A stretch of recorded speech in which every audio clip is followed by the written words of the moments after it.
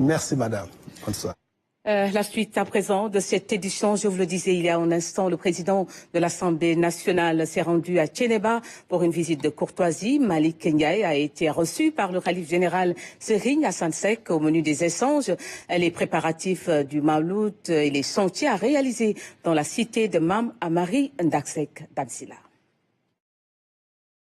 Accompagné par une forte délégation, le président de l'Assemblée nationale est accueilli à son arrivée par le khalife général de Thiénaba.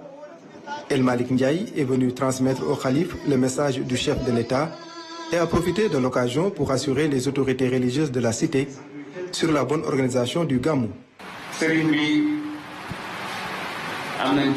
Nous venons solliciter des prières et nous savons à quel point c'est important pour la bonne marche du pays. Nous connaissons également votre engagement pour la paix et l'entente entre les communautés.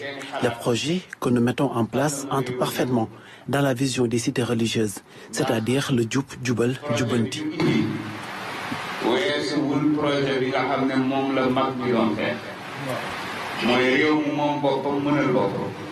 Le khalife général de Thiénaba, Serigne Assane Seck, a vivement magnifié le déplacement du président de l'Assemblée nationale ici à Thiénaba.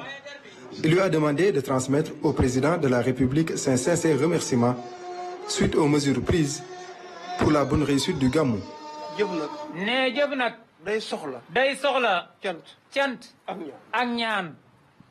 Tout bon geste mérite des remerciements et des prières. Les actes que l'État a posés à l'endroit des cités religieuses, nous les saluons très sincèrement. Récemment, les membres du comité d'organisation m'ont fait savoir que le gouvernement a pris toutes les dispositions nécessaires pour la bonne réussite du Gamou.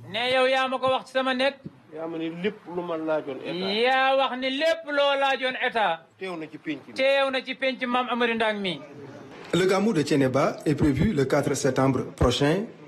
À l'heure actuelle, la quasi-totalité des engagements pris par les services de l'État sont respectés. Madame Silla, nous restons avec le président de l'Assemblée nationale qui a également effectué une visite de courtoisie chez la famille Ndiéguène établie à Thiès. Cette visite a permis au khalife de magnifier l'engagement du gouvernement. Le compte-rendu de Yassine Gueye. En visite auprès de la famille Ndiéguène à Thiès, le président de l'Assemblée nationale, El Malick Ndiaye, a réaffirmé devant le khalife la volonté des autorités de construire une république souveraine et prospère. Le projet de souveraineté que nous avons engagé est au bénéfice de tous les Sénégalais.